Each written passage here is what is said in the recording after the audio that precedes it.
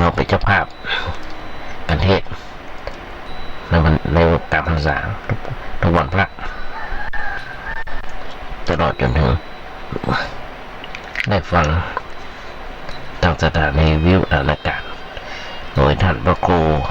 สมัยนั้นมหาสักมลินโทนั่งเกี่ยวหญ้าไปก็อู้ไป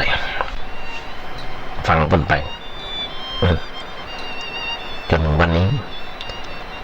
จุดจะจำที่นามที่เพิ่นได้ทำแต่งตั้งมาได้จำได้กับมหาสักมลินโทก็มันเป็นตัวอย่างอยากไปฝันพอฟังหลวงพ่อพุทธทาสหลวงพ่อปัญญาหลวงปู่ปัญญามันเนี่ยรู้สึกว่าชื่นชอบชื่นอกชื่นใจชอบจนถึงทุกวันเนี่ยได้มาบวชเมื่อปีจำไม่ได้ปีอย่าง2728บวชกับเมืองนักแกงมีโอกาสได้ไปเยี่ยมที่สถานีวิทยุ FM 92.25 ตอนนั้นนายแจ็คหายจ้อยเป็นนายสถานีเปิดได้โอกาสมาภาพว่าเอาทำไปเทศอย่างไปทางสถานีวิทยุสมัยนั้นญาติโยมทั้งหลายเมื่อ10 กว่าปีก่อนขึ้นส่งน้ำมาไก่ขึ้นส่งน้ำมาไก่เพียงแก่ทำในหมู่บ้านทำอำเภอเมืองโปรได้ขึ้นส่งน้ำมาไก่ก็ได้รับเสียงตอบรับจากสถานญาติโยมมาหน่อยบางคนโทรศัพท์มาบางคนก็มาโอ้กันที่กุฏิตลอดจนถึงตั้งแต่วันแรกเริ่มจัดรายการวิทยุก็ได้รับความเมตตาจากครูบาอาจารย์โดยเฉพาะท่านพระครูโคสิทธิ์ปริยัติยากรเจ้าวัดวัดประแดงต้นได้มาเริ่มแรกตั้งแต่การมาเปิดเป็นปฐมฤกษ์พร้อมทั้งแนะนำสั่งสอนมาจนถึงทุกวันนี้ว่าตั้งใจเป็นอย่างไรตัวคนเองตัวท่านพระครูเจ้าวัดเองเตียวลงมาสอนธรรมบามแล้วมันก็เตียวขึ้นไปประชานิวอยู่จะเป็น2-3 เดือนตอนนั้นไปก็เปลี่ยนจากพระสงฆ์องค์เจ้าที่อยู่วัดประแดงมาเตะมาเขาทำมาคู่กันกับธรรมบามตลอดจนถึงมาได้ทำคนเดียวนั่นมาทำคนเดียวตรงนั้นเงินจบกฎมนุษย์เงินจบกฎศึกษาลาเพศไปย้ายวัดย้ายว่ากันไปก็มีหลายอันหลายอย่างเพราะฉะนั้นญาติโยมทั้งหลายสิ่งแรกที่ต้องบอกญาติโยมทั้งหลายมาถึงยุคนี้สมัยนี้ฟังง่ายธรรมะออนไลน์ธรรมะดิลิเวอรี่ส่งตรงถึงบ้านมันจำเป็นต้องเล่าวิทยุหลักมาเปิดมันจำเป็นต้องเสียกระทานมันต้องจำเป็นเสียค่าไฟฟ้าเพียงแค่มีโทรศัพท์เครื่องเดียวทางสถานีวิทยุส่งไปทางใน Facebook ใน Messenger ใน LINE ใน YouTube ใน YouTube และญาติโยมทั้งหลายส่งไปได้ทั่วโลกพิมพ์เข้าวันน้อย2 เดือนหรือไม่ก็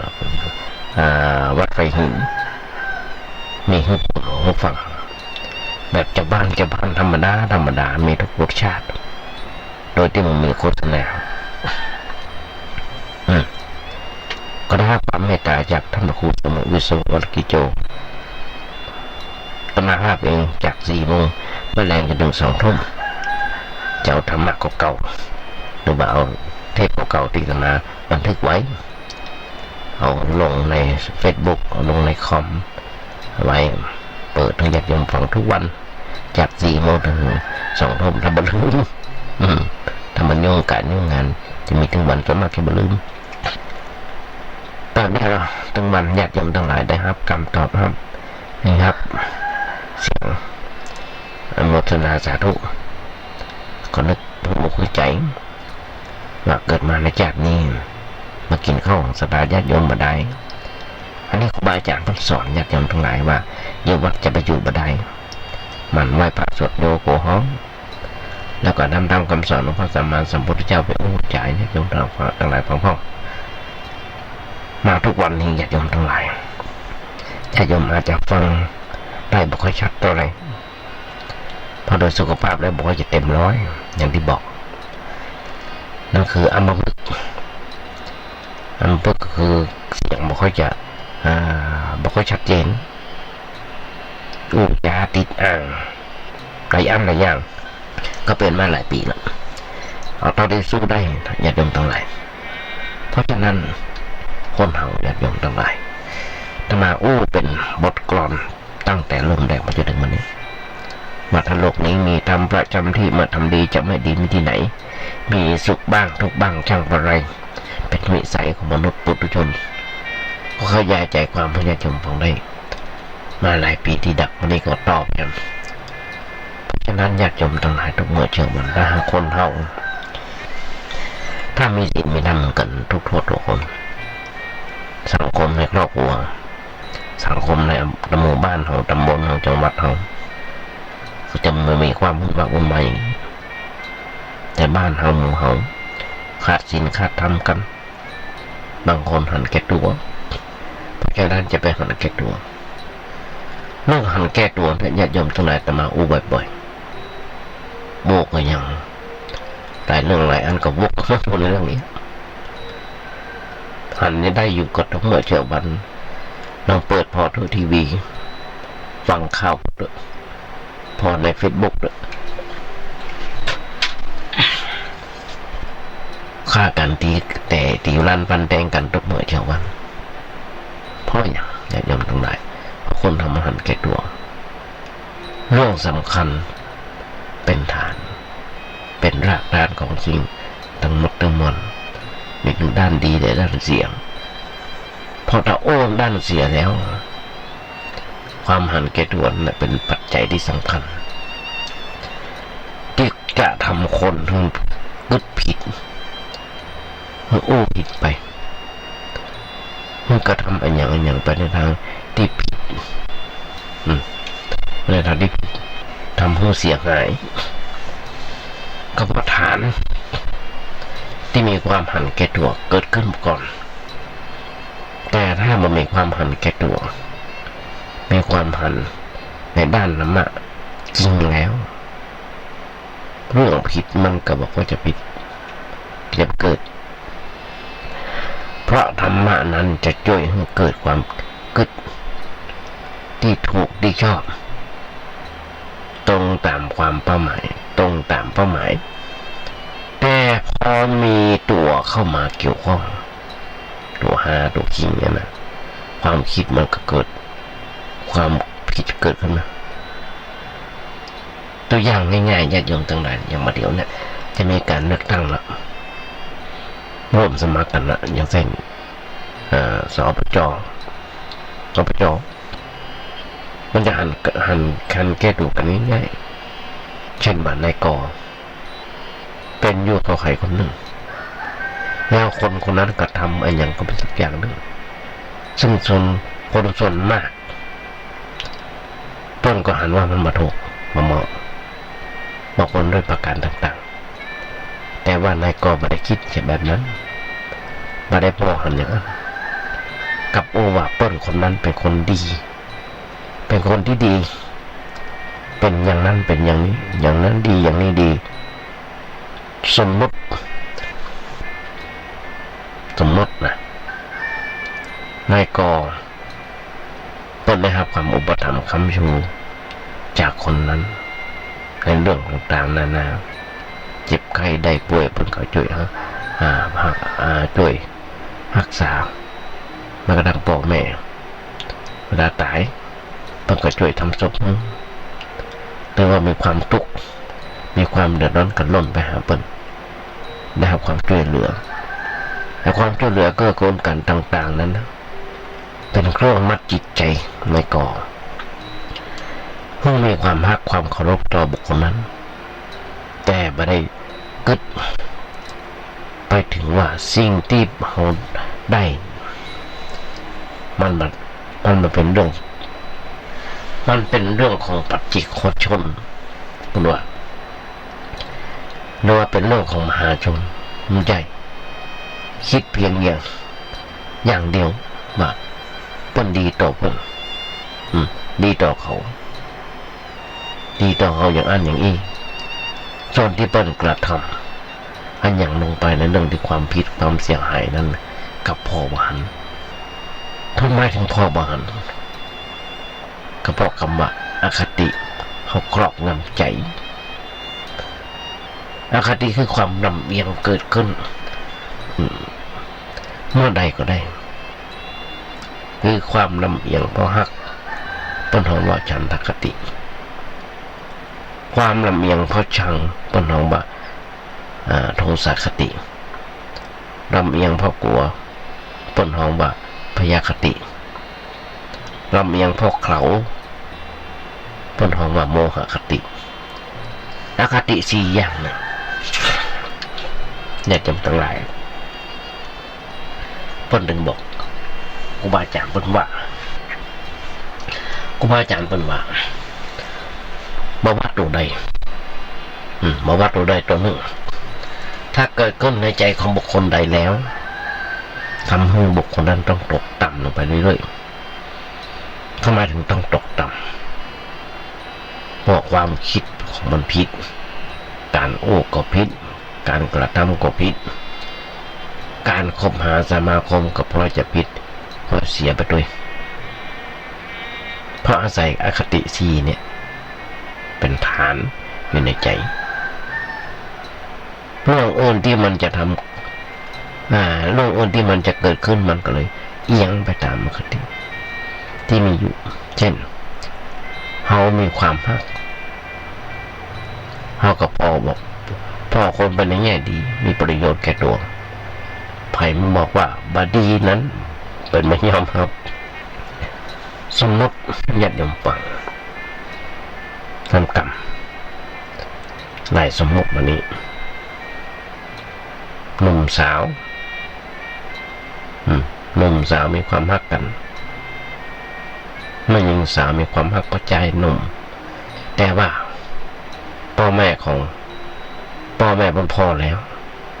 หันว่ามันมาได้ความในหนุ่มคนนี้เป็นคนหยิบโจงหัวก็เอาทานก็เอาเมาการเอางานนะวันเถอะนิสัยบ่ค่อยดีบ่เรียบร้อยก็บอกกับลูกสาวว่าพอแล้วบ้านอ่อนของประชายคนเนี้ย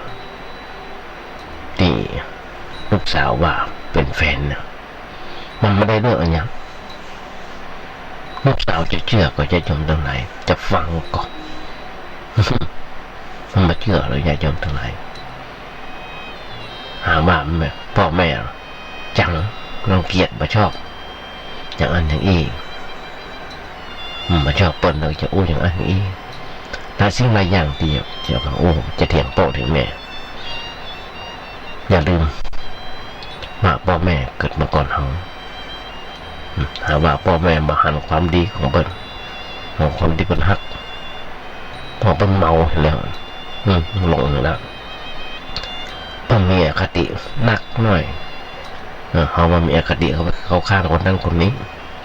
ไผ่อ้วบดีจะถูกหาว่ามาชอบอย่างอันนี้น่ามักจะเอาสิ่งแวดล้อมขึ้นมาเป็นข้ออ้างเช่นอ้างบ่าวเปิ้ลคนนั้นเป็นคนทุกข์พังเขาเมเทิกเขาเราก็พละมันยอมรับความจริงที่คนอื่นเป็นพอหันเพราะว่าอย่างว่าตาของมันเป็นฝ้าตาบอดเป็นฝ้าเป็นฟางบอดอย่างเขาโม่โน่นโม่ไปหมดมันชัดตามที่สภาพที่มันเป็นจริงไอตัวเปิดใจก็เหมือนกันนั่นแหละไม่ได้หันหน้าหันตีนแจค้าก็แล้วโบราณบอกว่าไอ้นู่นก็เหมือนกันถ้าไปหักไม่ยิงสาวแล้วหักสาวแล้วถ้าไผ่ไม่ชอบมาหันตัวมาคัดค้านมันยอมท่าเดียวต้นหักของเปิ้ลไปจนกระทั่งจะได้สมใจหรือว่าจนกระทั่งความเสียหายมันเกิดขึ้นแล้วถึงจะว่ามันลงผิดไปแล้วแต่ ว่ามันลงผิดไปลงผิดไปแล้วมันขาดทุนไปตั้งอะไรไปเท่าใดบ้างอันเนี้ยญาติโยมทั้งหลายเป็นตัวอย่างหันได้ง่ายๆว่าจะไม่ได้ใช้เรื่องอะไรอย่างนั้นอย่าไม่ได้ใช้โดยที่เอาตัวเป็นใหญ่เพราะเนี่ยมันมักว่าเพราะว่ามักจะเข้าข้างตัวมีอคติเกิดขึ้นในใจเนี่ยบนห้องมาฉันทคติบางที่เกิดโทสะคติขึ้นเขาบ่ชอบคนนั้นเมื่อบ่ชอบคนนั้นก็ลงมติว่าบ่ได้ความใจบ่ได้บ่ดีบ่งามในอันใดอย่างทุกอย่างญาติโยมทั้งหลายการที่เขาลงมติไปในรูปแบบนั้นมันก็มีฐานมาจากคำว่าบ่ชอบตัวบ่ชอบมันก็คือหันแก่ตัวอย่างหนึ่งเหมือนกันไอ้ความชอบนั้นก็คือความหันแก่ตัวเหมือนกันนั่นแหละตัวพอใจฝังใจว่าก็ว่าดีแต่เอาตัวเข้ามาเกี่ยวข้องนี่มาทำอย่างหนึ่งตัวบ่ชอบตัวบ่พอใจไผจะอ้วนอย่างกับมาตกอารมณ์ของเปิ้นก็เกิดโทสะคติคือความลำเอียงเกิดขึ้นทันทีว่าคนนั้นใจบ่ได้การกระทำอย่างนั้นมาถูกต้องแม้จะถูกก็บ่ยังมาถูกแต่ถ้าผิดก็เอาเลยล่ะก็นว่าบ่ได้ที่ขี่จางไล่ขี่แปะไล่อันนี้มีอยู่เหมือนกันหันได้อยู่ทุกเมื่อเจ้าวันญาติโยมทั้งหลายญาติโยมน้องพอเถอะมาพอรายการของคุณจอมขวัญเหลาพิษกับรายการถามตรงหันได้ง่ายๆญาติโยมทั้งหลายมีถึงวันตอนเอาคนสองฝ่ายมานั่งโอ้กันจะหันได้เถียงกันหน้าปุ๊บหน้าเป่าเอาข้างขี้ข้างเขาถูกก็มีแต่เถียงแบบมีหลักการก็มีซึ่งมันยอมรับฝ่ายนั้นมาที่ถูกที่ผิดอะไรมันยอมรับเนี่ยอย่าจำตรงไหนลำเอียงเพราะกลัวอย่างหนึ่งก็วินิจฉัยบางอย่างบางเรื่องเนี่ยกลัวอิทธิพลของเปิ้ลกลัวพรรคพวกของเปิ้ลกลัวอำนาจกลัวความเป็นใหญ่ขี้หูว่าเป็นไผ่ขี้หูกับว่าป่อเป็นไผ่เพราะฉะนั้นการวินิจฉัยนั้นมักจะเข้าไปในสิ่งที่ตัวกลัวตัวปลอดภัยไอ้ความหันแก้ตัวทำอย่างกับมันกันเอาตัวเข้าไปใจอย่าก็วินิจฉัยในเรื่องอย่างต่างๆมันผิดไปมาตรงตามเรื่องที่เป็นความจริงเนี่ยปัญหาว่าลำเอียงเพราะความกลัวคือบอกเรื่องโดยเฉพาะเรื่องอย่างเลยนะมาเข้าใจอย่างเลยต้นหอมมันมีปัญญามันมีเหตุมันมีผลได้ยินปัญหาอย่างใดก็ว่าไปโดยเปิ้ลอย่างเนี้ยปัญหาว่าโมหคติคนเฮาถ้ามีอคติอย่างนี้แล้วมันก็ค่อยเขวไปมันก็เขวไปด้านนี้อย่างนั้นเลยที่นี่คนนั้นเป็นไผ่ก็มักจะใจความลำเอียงของตัวนั่นแหละพระทำในเรื่องนั้นเรื่องนี้ต่อไปเมื่อเกิดความเสียหายไปด้วยประการต่างๆเพราะฉะนั้นการวินิจฉัยอย่างว่าดีว่าถูกว่าชั่วว่าบ่ชั่วจะเอาอคติไปใจบ่ได้เราจะต้องวินิจฉัยเหตุโดยผลหรือว่าโดยธรรมโดยความเป็นธรรมมันเลยไม่หาความเป็นธรรมในยากญาติโยมทั้งหลายโดยเฉพาะยุคนี้สมัยนี้ยุคเงินเป็นใหญ่เสียหายมาหน่อยเมื่อความเป็นธรรมนั้นต้องเอาอันอย่างหลายอย่างเข้าประกอบ เอาศีลถึง5 ข้อมารวมวินิจฉัยกันก็การกระทำนั้นจะดีจะหรือชั่วจะเป็นความผิดความเสียหรือไม่ศีล 5มีอันอย่างพ่อส่วนมากเขาก็บอกจะหูกันอยู่คือการบักฆ่ากันมาลักของกัน การเอาบทผิดล่วงเกินความฮักความชอบใจกัน การบอกอู้จาโกหกหลอกลวงกันประเสริฐที่ของมึนเมาเป็นที่ตั้งแห่งความประมาทอันนี้เป็นฐาน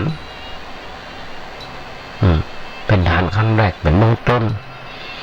ที่จะมาวินิจฉัยว่าอันอย่างถูกอันอย่างผิดว่าอย่างถูกอันอย่างผิดเขาก็จะรู้กันได้เพราะฉะนั้นญาติโยมทั้งหลายโบราณก็ถึงบอกศีลธรรมให้กลับมาโลกาจะวินาศศีลธรรมให้กลับมาโลกาจะวินาศเขาจะอ่านได้ญาติโยมทั้งหลายคนเฮานั้นถ้ามาหันแก่ตัวแห่งอย่างมันไม่อย่างบางทีทั้งที่บางคนเมื่อผิดพลาดและเกิดขึ้นแล้ว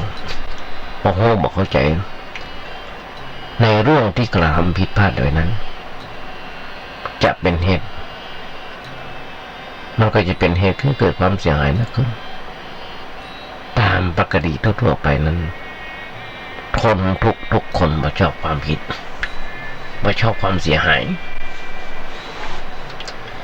แต่ว่าทั้งที่เขาบ่ชอบบางทีมันเผลอประมาทมันเผลอไปประมาทวันเถอะก็เกิดการผิดพลาดในชีวิตขึ้นมาได้แล้วเมื่อเกิดความผิดพลาดขึ้นมาแล้วเขาไม่ได้พิจารณาสอดส่องในเรื่องนั้นหันชัดว่าอันอย่างเกิดเป็นเหตุให้เกิดความเสียหายเมื่อบอกเข้าใจสาเหตุของเรื่องบางทีก็ทำซ้ำลงไปซ้ำแล้วซ้ำเล่าลงจากจบลงจากสิ้นอย่างคนติดยาขนาดทางราชการเพิ่นจับไปบำบัดนะเอาไปบำบัดรักษาแล้วออกมาก็ยังเอาทำอยู่บางคนถึงกับติดคุกติดตารางเป็น5 ปี 10 ปี20 ปียังปีกออกมายังขายอยู่หันอยู่ทุกเมื่อเชื่อบันมีนักษาผ้าป้านมีทุกอย่างทั่วทุกหัวละแห่งเขาบอกซื้อง่ายก็ซื้อกินส้มเพราะฉะนั้นอย่างที่บอกอันนี้แหละมันเป็นเหตุให้เกิดความยุ่งยากขึ้นมาในชีวิตประจำวันญาติโยมทั้งหลายก็ต้องการความทุกคนมันต้องการความยุ่งยากเพราะว่าในแง่ใดคนเราเมื่อมาต้องการความยุ่งยากก็บอกควรจะได้มันตักเตือนควรจะตักเตือนตัวเก่าพิจารณาตัวเก่าตามแนวธรรมะที่เขาได้ศึกษาเราเรียนจากการอ่านฟังเพื่อเอาไปแก้ไขปัญหาชีวิตต่อไปการแก้ไขปัญหาชีวิตประจำวันของเราแต่ละเรื่องแต่ละอย่างนั้นควรจะอาศัยความรู้ความชำนาญหรือว่าประสบการณ์ในชีวิตเป็นเรื่องประกอบถ้ามันมีความชำนาญหรือประสบการณ์ในชีวิตเป็นเครื่องประกอบเขาก็บ่สามารถจะแก้ไขในเรื่องนั้นได้ด้วยเหตุอันนี้แหละญาติโยมทั้งหลายพระพุทธเจ้าเลยตักเตือนภิกษุพ่อให้ตักเตือนภิกษุพ่อบาศกบาสิกาพ่อในเมื่อพระเจ้าเขาพอที่จะจะแนะนำปรับเตือนคนเหล่านั้นได้มันก็จะตักเตือนว่าท่านทั้งหลายเอ่ยสมมตินะท่านทั้งหลายเอ่ยท่านทั้งหลายอย่าอยู่ด้วยความประมาทต้องมีสติปัญญาคอยกำหนดความเป็นอยู่ของตัวไว้ตลอดเวลาการมีสติปัญญาคอยกำหนดคนนั้นคน เป็นเรื่องสำคัญซึ่งเราควรจะอู้ในภาษากันตามภาษาชาวบ้านมีความรู้สึกมีความสำนึกแล้วก็มีความกึศความเข้าใจในเรื่องนั้นเข้ามาในขั้นแรกรู้สึกตัวก่อนต่อไปก็มีความสำนึกได้มีความสำนึกได้ต่อแล้วต่อไปก็เกิดความรู้สึกเข้าใจในเรื่องนั้นขึ้นมาญาติมหาภาพญาติโยมทั้งหลายทำรายการวิทยุมาก็ได้ปีดีดับมีคนให้กำลังใจมีคนคอยเตือนคอยบอกแม้กระทั่งท่านพระครูสังฆบริหารธรรมนุนธรรมะคุณโนก็ฟังจากอาจารย์มหาสังฆาเจ้าวัดวัดพระลานฟังหลวงพ่ออย่างต่างๆแล้วเอามาเกิดว่าวันนั้นกูได้อู้ถูกก็อู้ผิดก็บางทีญาติโยมเป็นมานั่งอู้นั่งถามนั่งจูจ่าพาทีกันที่กุฏิก็นั่งจดนั่งบันทึกไว้แล้วมาอู้ญาติโยมฟังแล้วต่อไปเกิดความรู้ความเข้าใจอย่างที่บอกความรู้สึกเป็นพื้นฐานขั้นต้นขั้นแรกที่เกิดขึ้นในใจของเขาตัวเก่าคิดว่าตัวเก่าโอ้นั่นถูกแล้วแต่ฟังซ้ำฟังเปิดมาเตือนเป็นว่าบ่ถูกถูกของเขาแต่มันบ่ถูกต้องเขาไม่ความรู้สึกว่าเขากำลังทำอะไรอย่างกำลังโอ้เรื่องอะไรอย่างกำลังจะไปไหนอันนี้มันเป็นเรื่องธรรมดาที่อาจเกิดขึ้นเมื่อใดก็ได้เป็นความรู้สึกธรรมดาที่จะเกิดขึ้นกับเราต้นเฮาว่าเป็นความรู้สึกตัวเป็นความรู้สึกตัวเฮารู้สึกตัวเนี่ยถ้าเกิดบ่อยๆจนเป็นนิสัยโบราณเรียกว่าเป็นเครื่องห้ามอะไรอย่างห้ามเป็นเครื่องห้ามเป็นเครื่องกั้นบาปอกุศลมันเกิดขึ้นได้เหมือนกันคนเราไม่มีบาปมีอกุศลเกิดขึ้นในใจเนาะญาติโยมทั้งหลายว่าก็เพราะขาดความรู้สึกตัวขาดความรู้สึกตัวอย่างที่เราอ่านมาเดี๋ยวที่เขาว่ากันว่าหูเต้าบถึงการเนี่ยกำลังคืดอะไรอย่างกำลังโอ้อะไรอย่างกำลังทำสิ่งใดหรือว่ากำลังจะไปที่ไหนที่ใดหรือว่ากำลังคบหาสมาคมกับอะไรอย่างอันนี้บอกบางทีเขาบอกมาเข้าใจ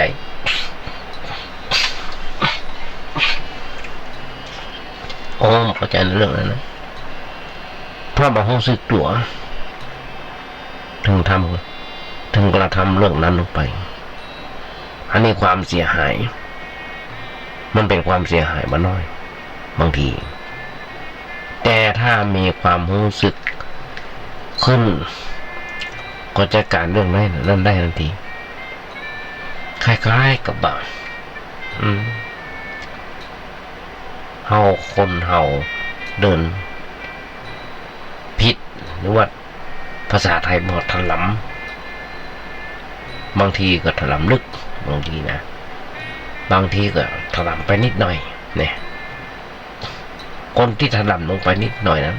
เขาบอกว่ารู้สึกตัวพอรู้สึกตัวก็ฟังจักเข้ามาอย่างมันก็ถลำลึกลงไปแต่คนที่บอกรู้สึกตัวในขณะนั้นก็ถลำลึกลงไปจมแข้งจมขาบางทีก็ทำให้ถลอกปอกเปิกเกิดความเสียหายอันนี้เพราะขาดความรู้สึกนี่อย่างบางคนอยากจำต่างๆอย่างที่เรารู้หันกันบางคนถลำไปติดยาจากการเสพก็เป็นการขายจากการเสพก็ไปซื้อก็ขายที่แรกก็ได้ร้อยต่อไปก็ได้พันต่อไปก็ได้หมื่นได้แสนได้ล้านเนี่ยบางครั้งถลำลึกลงไปเอาชีวิตประเสียไปด้านเนี่ย คุกในตารางบางคนเป็น5 ปี10 ปี20 ปี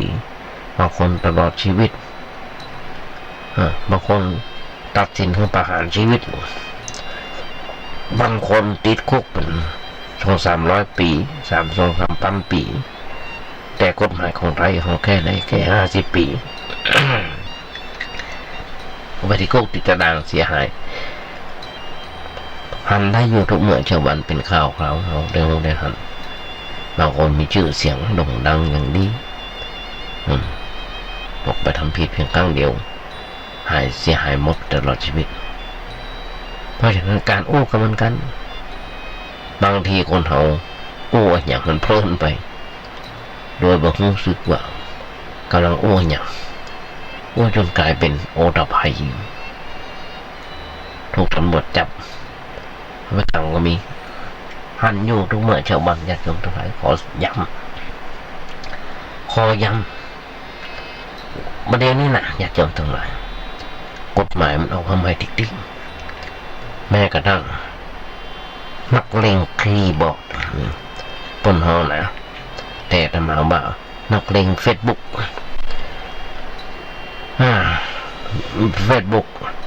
บางทีก็มีทั้งดีและเสียส่วนมากจะมีทั้งเสียมากกว่าถ้าไปพิมพ์โต้ตอบบ้างเพื่อแบบนั้นแบบนี้มันเป็นหลักฐานอย่างดีจะหันได้มีเรื่องมีราวฟ้องร้องกัน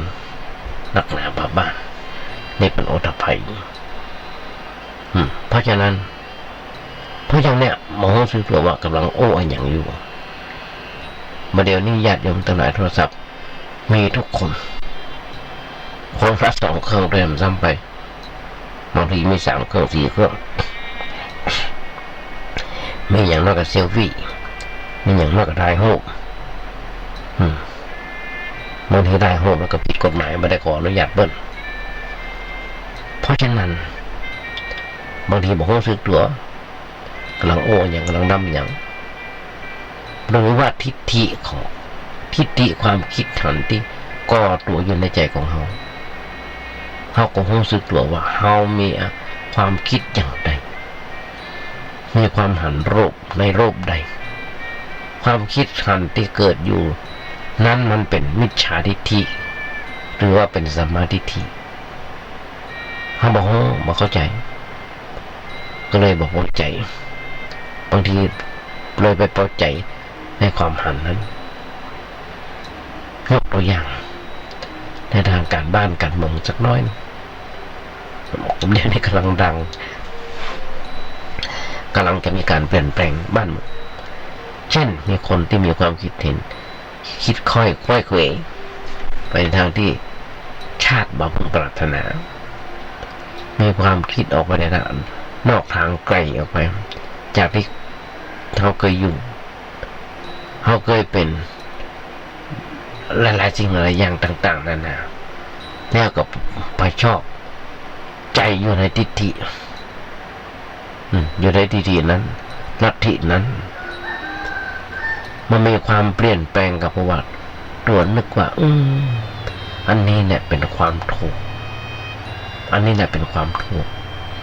อันนี้แหละจะเป็นการสร้างความเจริญให้เกิดขึ้นแก่ประเทศชาติบ้านเมืองแต่ว่าบ่ได้กึดให้มันรอบคอบว่ามันจะเสียหายอย่างพ่อมันเกิดขึ้นในครั้งต่อไปทางหน้าพอด้านเดียวเพราะมีความยึดติดอยู่ในสิ่งนั้นญาติโยมต้องหลายเหตุในพระพุทธศาสนาของเฮานั้นพระเจ้ามันมาได้พออย่างนั้นคือพออันอย่างมาคือพอในแง่เดียวพอด้านเดียวพอในแง่ดีแง่สุขด้านเดียวก็ไม่ได้พอในแง่ตุกด้านเดียวก็ไม่ได้แต่ว่าต้องพอถึง2 อย่างเพราะว่าสิ่งถึง2 อย่างนั้นมันผสมกันอยู่มันปนกันอยู่คือว่าอันอย่างมันมีคุณโทษมีคุณโทษมีประโยชน์ไร้ประโยชน์ มีความดีมีความชั่วมีความสุขมีความทุกข์มันปะปนกันอยู่โดยเฉพาะตลอดเวลาพระพุทธเจ้าบอกให้พอในแง่เดียวเพราะถ้าพอในแง่ดีแง่เดียวมันก็ดีไปหมดอย่างตะวาวันซึ่งมาได้พอในเรื่องของรามเกียรติ์พระนารายณ์อะไรเงี้ยใช่ไหมจะโดยเอานางสีดาซึ่งสีภรรยาของเบิ้ลถูกทศกัณฐ์ยับไปโดยเฉพาะตอนใกล้จะสุดท้ายใกล้จะจบแล้วหนุมานจะข้ามแม่น้ำจะข้ามแม่น้ำไปข้ามมาได้มือยันได้หลวงพระนารายณ์เองพระรามเองก็จะไปคนเดียวได้พระรามไปได้หนุมานคนเดียวก็ได้แต่กองทัพไปไม่ได้หนุมานก็บอกมันยากตัวเปิ้ลจะนอนแปลงกายแล้วนอนในแม่น้ำไปได้หรือไม่ก็คอตัดกั้นเอาไม้หินมาถมทะเลถมมันแม่น้ำไปได้กองทัพเตียวไปได้พระหลังบอกมันเสียหายหมู่ป่าอย่างต่างๆที่อยู่ในขั้นต้นของเรื่องของเราก็เขาอย่าไปตายหมดไปกั้นไปอยากหมดแต่อะไรอย่างอย่าจำกัดได้ข้อคิดได้ข้อคิดจนหนุมานจนยอมและหลายคนก็จนยอมพระรามนี่แหละญาติโยมทั้งหลายเพราะฉะนั้นสมมติในเรื่องนี้ก็เหมือนกันมันก็ว่าใจหนุ่มหญิงสาวคนใดคนหนึ่งถูกพ่อแม่ขัดคอบอกว่าบ่ได้ลูกเฮ้ยจะไปหักคนนั้นคนนี้เลยมันเป็นอย่างนั้นอย่างนี้มาพอใจละอย่างที่จะมาพอหลานเป็นว่าบ่ได้หันหน้าหันตีนแจกข้าก็แล้วเขาหาว่าพ่อแม่พออันอย่างมาพี่หมดมาตรงกับเปิ้ลก็มันยอมท่าเดียวนั่นกับพ่อเปิ้ลพอในแง่เดียวมาได้หันว่าเป็นในแง่เสียมีพ่อหรือว่าบดีมันมีอยู่ตัดไหนบ้างมันมีดีที่ไหนส่วนคนที่เปิ้ลมาได้ฮักมาได้หลงเอามัวเมานั้นเปิ้ลพอทั้งสองด้านดีก็มีเสียก็มีเมื่อเปิ้ลเอามาจั่งพอแล้วอันไหนมันน่ากว่ากันครั้นเมื่อหันว่ามันดีมันน้อยกว่าเสียดีมันน้อยกว่าเสียนักก็เลยบอกของลูกบ่าวเปิ้ลลูกฮักของเปิ้ลแม่ว่าอย่าเลยลูกเฮ้ยบ่ดีแต่ลูกมันบอกฟังเสียงนั่นแหละมันนักของมันนั่นแหละมันพออย่างหายแก่ตัวเป็นเนื้ออย่างนั้นเปิ้ลห้องว่าฮักกับตาบอดเนี่ยพอใจบอดนั่นจนในที่สุดมีลูกมีเต้ากับมือพ่อมือแม่เลี้ยงมือปู่มือย่ามือตามือยายเลี้ยงตัวเก่าตลอดไปตลอดเลิกกันมีเรื่องหันได้จากทุกเมื่อเช้าวันเนี่ยจนละลายนี่ก็เพราะว่าอย่างเพราะอันอย่างมันผิดไปนั่นเองบ่ได้พออย่างถูกต้องทำไมถึงพอบ่ถูกเพราะใจมันเป็นใจมันเหมือนเป็นตัวเก่าแล้วใจมันตกไปอยู่ในหลุมรักพอใจตกไปอยู่ในหลุมแล้วขี้โปะขี้ดินเข้าหูเข้าตาเลยพออย่างบหันกับผิดไปหมดอย่างนี้มันก็เสียหายสร้างความทุกข์ความเดือดร้อนให้กับผู้มองเมื่อคนพอนั้นได้พอในแง่ดีแง่ดีด้านเดียวมันก็บ่ได้จะพอในแง่เสียด้านเดียวก็บ่ได้เหมือนกันแต่เราควรจะพอถึงสองแง่เอามาจังพอมาจังมาตวงพอว่าดีกับเสียอันไหนมันจะหนักกว่ากันคนทำมันจะดีไปหมดเป็นบ่ได้จะเสียไปหมดก็ไปไม่ได้ถ้าหากว่าอันใดมันเสียหนักแต่ดีน้อย ก็บอกคนจะทำนอนกับผลหมากหลักมาให้ญาติโยมทั้งหลายที่เขาซื้อมาที่เขามีอยู่แล้วละไว้เหมือนหลายๆวันหันว่าอันนี้มันทางด้านนี้มันเสียด้านนี้มันยังดีอยู่ก็กินแล้วดีอันเสียก็เอาขวางเนี่ยเพราะจริงเนี่ยถึงทำแบบนี้และในการกระทำนั้นก็ทำด้วยความระมัดระวังเป็นบอกอย่าทำร้ายตัวอย่าทำด้วยความหลงอย่าทำด้วยความงมงาย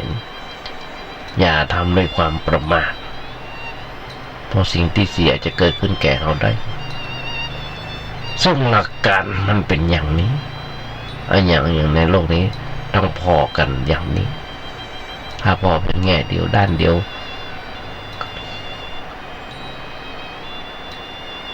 จึงจะเป็นการถูกต้องเพราะฉะนั้นในชีวิตประจำวันของคนเรา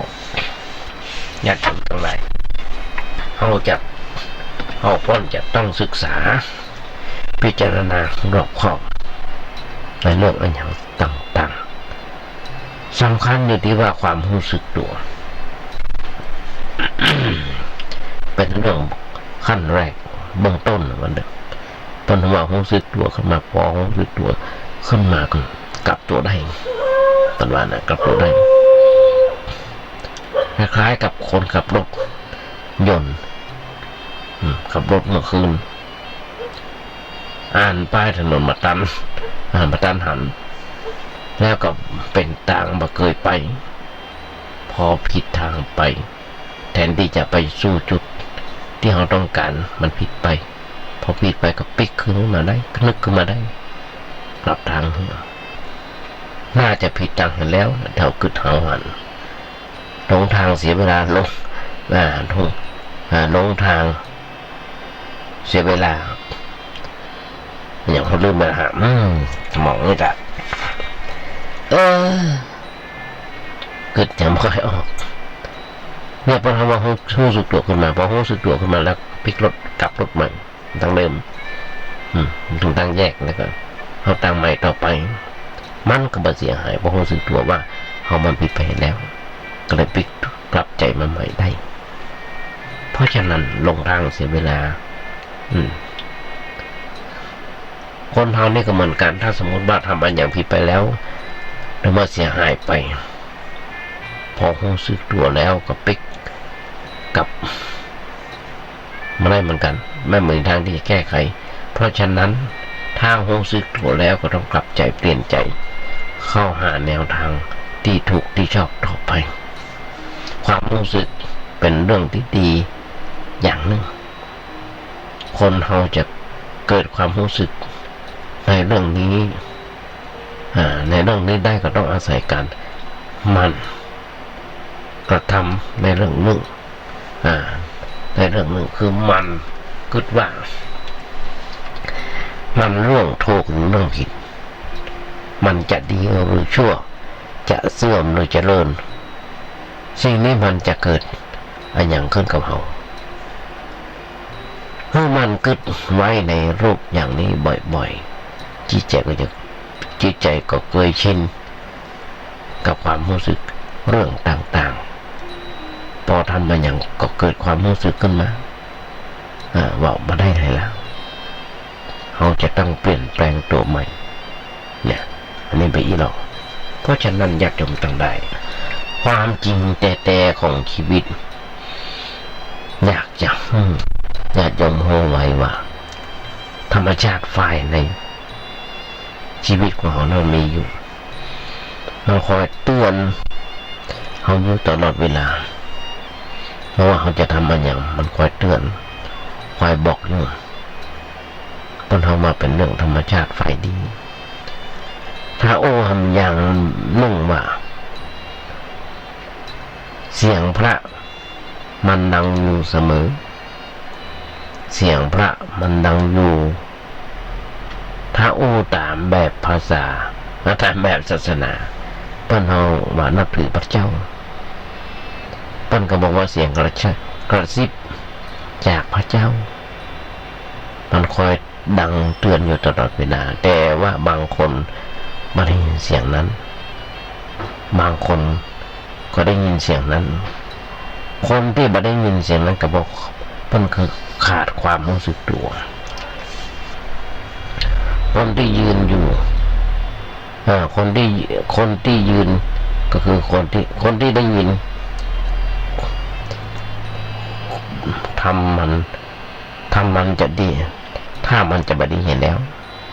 ถ้ามันจะเสียถ้ามันจะบรรลุเห็นแล้วถ้ามันจะมัวเห็นแล้วอย่างนี้เปิ้นเอามาเอะใจถ้าเกิดความเอะใจในรูปอย่างนั้นเขาควรจะถือว่าเป็นบุญของเขาแล้วเกิดเอะใจขึ้นมาคนจะใช้ความเอะใจนะตรงนี้นะเป็นเรื่องของพื้นฐานแล้วก็คิดเห็นว่าอันนี้เป็นเรื่องอันอย่างคือเรื่องอันอย่างทำได้หรือทำไม่ได้ดีหรือไม่ดีเป็นสุขหรือเป็นทุกข์เป็นสุขหรือเป็นทุกข์จะเสื่อมหรือว่าเป็นความเจริญแก่ชีวิตของเราถ้าเราเอะใจขึ้นในเรื่องใดแล้วต้องคิดให้ดีต้องคิดให้ดีถ้าเราเอะใจขึ้นมาเรื่องใดแล้วต้องคิดทันทีหัดพิจารณาหัดไตร่ตรองในเรื่องนั้นๆก็พอจะเป็นเครื่องห้ามเราห้ามชีวิตได้มาให้รถคือชีวิตของเขาหมุนไปสู่ความตกต่ำนักเกินไปเพราะอาการอย่างนี้อันนี้เป็นเรื่องที่สำคัญที่อยากจะขอแนะนำญาติโยมทั้งหลายให้มีความคิดในเรื่องอย่างนี้ไว้พอคือมันต้องคิดไปพอว่าจะทำมันอย่างด้วยความเพลินอย่าทำมันอย่างด้วยความหลงด้วยความมัวเมาหรือว่าด้วยความประมาทแต่ว่าคิดว่ามันจะเหมาะหรือ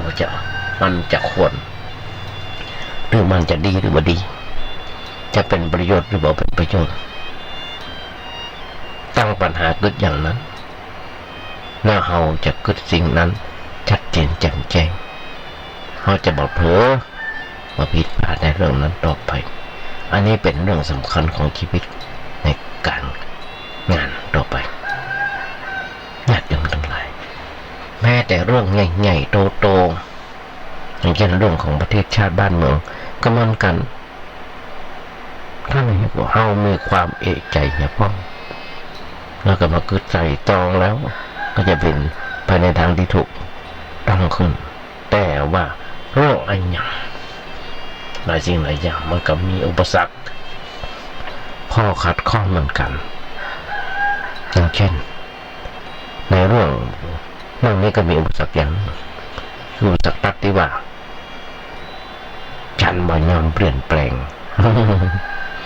พามักจะว่าคนมีอุดมคติ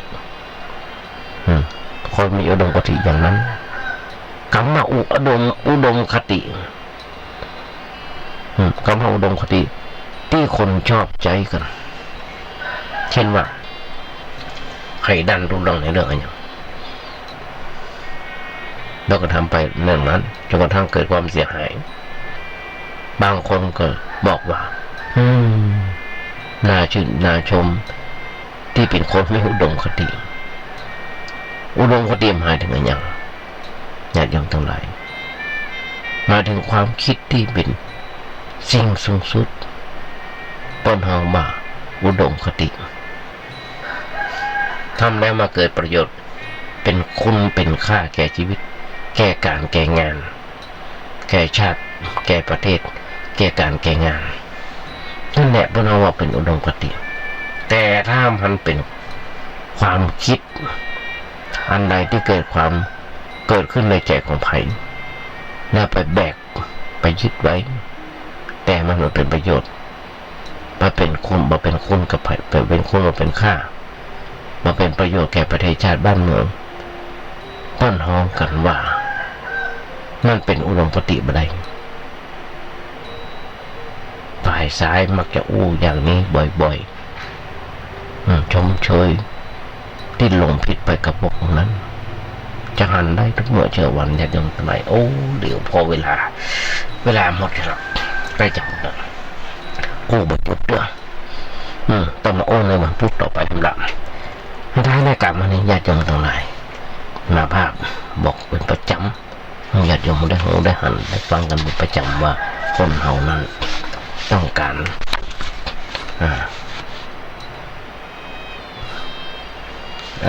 ต้องการความคนงามความดีเหมือนกันทุกตัวคนทุกตัวคนอย่างเหตุการณ์บ้านเมืองอย่างมาเดียวเนี่ยคนเฮาทุกคนต่างปรารถนาให้เกิดสิ่งดีๆขึ้นในชีวิตเช่นได้โชคได้ลาภเกียรติยศชื่อเสียงประสบความสำเร็จการงานก้าวหน้าเป็นต้นแต่สิ่งเหล่านี้มันยังไม่ใช่เป็นหลักประกันแห่งความสุขที่แท้เพราะแม่ได้มาแล้วก็จะเป็นทุกข์ได้ไม่ใช่ว่าจะมีความสุขเสมอไปเช่นถ้าเราเมื่อกับคนอื่นกับพอใจ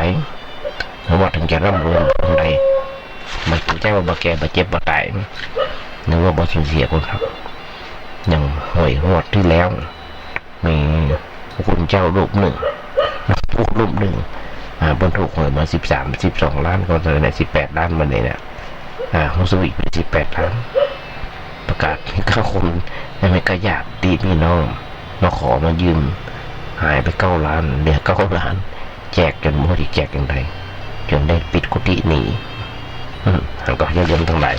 พระเจ้ามีความทุกข์ดังนั้นฝากไว้กับสถานญาติโยมก่อนรายการวันนี้ญาติโยมทั้งหลายก่อนจากนั้นรายการนี้จากไป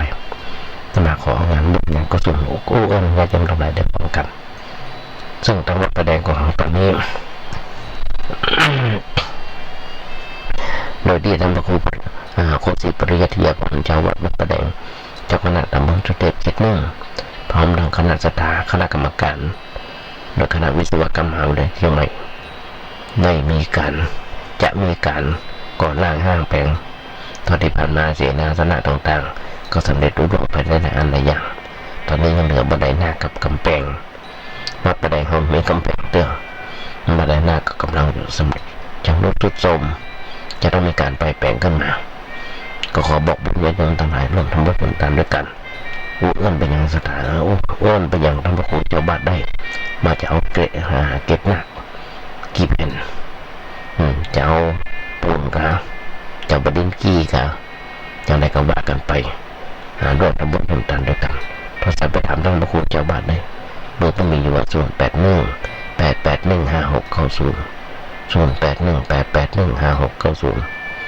ภายในการวันนี้ญาติโยมทั้งหลายท้ายแล้ว